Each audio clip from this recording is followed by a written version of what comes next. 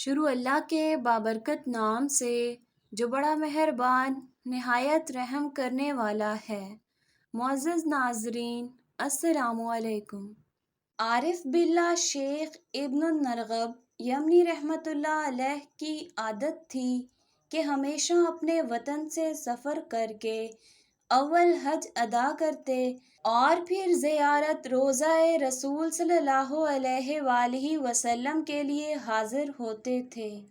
دربار کی حاضری کے وقت والہانہ اشعار، قصیدہ آپ صلی اللہ علیہ وآلہ وسلم اور آپ کے صاحبین حضرت ابوبکر صدیق رضی اللہ تعالیٰ عنہ اور حضرت عمر فاروق رضی اللہ تعالیٰ عنہ کی شان میں لکھ کر روضہ اقدس کے سامنے پڑھا کرتے تھے۔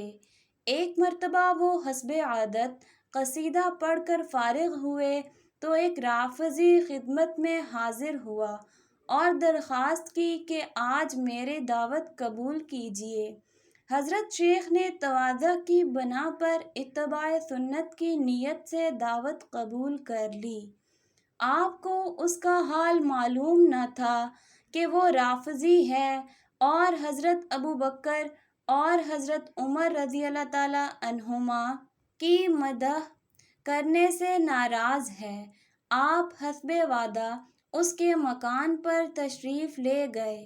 مکان میں داخل ہوتے ہی اس نے اپنے دو حبشی غلاموں کو، جن کو پہلے سے سمجھا رکھا تھا، اشارہ کیا۔ وہ دونوں اس اللہ والے کو لپٹ گئے اور آپ کی زبان مبارک کاٹ ڈالی۔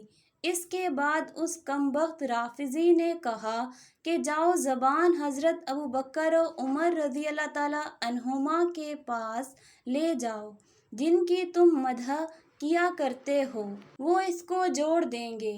شیخ موصوف کٹی ہوئی زبان ہاتھ میں لیے ہوئے روضہ اقدس کی طرف دوڑے اور چہرہ مبارک کے سامنے کھڑے ہو کر اپنا واقعہ ذکر کیا اور روئے۔ جب رات ہوئی تو خواب میں حضور نبی کریم صلی اللہ علیہ وآلہ وسلم کی زیارت سے مشرف ہوئے اور آپ صلی اللہ علیہ وآلہ وسلم کے ساتھ آپ کے صاحبین حضرت ابوبکر صدیق اور حضرت عمر فاروق رضی اللہ تعالیٰ عنہما بھی اس واقعے کی وجہ سے غمگین صورت میں تھے۔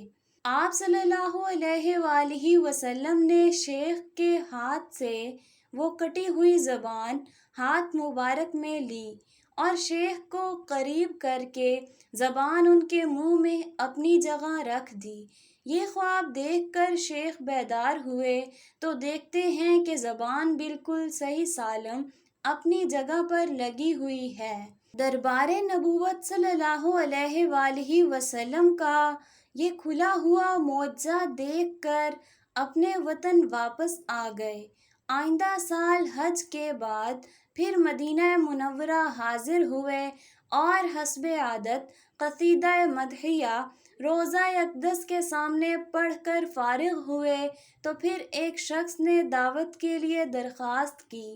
شیخ نے پھر توکل علی اللہ قبول فرمائی اور اس کے ساتھ مکان میں داخل ہوئے تو وہی پہلے دیکھا ہوا مکان معلوم ہوا۔ اللہ تعالیٰ کے بھروسے پر داخل ہوئے۔ اس شخص نے نہایت اعزاز و اکرام کے ساتھ بٹھایا اور بہت پرتکلف کھانوں سے ضیافت کی۔ کھانے کے بعد یہ شخص شیخ کو ایک کوٹھڑی میں لے گیا۔ وہاں دیکھا کہ ایک بندر بیٹھا ہوا ہے۔ اس شخص نے شیخ سے پوچھا کہ آپ جانتے ہیں کہ یہ بندر کون ہے؟ فرمایا نہیں۔ اس شخص نے عرض کیا یہ وہی شخص ہے جس نے آپ کی زبان کاٹی تھی۔ اللہ تعالیٰ نے اس کو بندر کی صورت میں مسخ کر دیا۔ یہ میرا باپ ہے اور میں اس کا بیٹا ہوں۔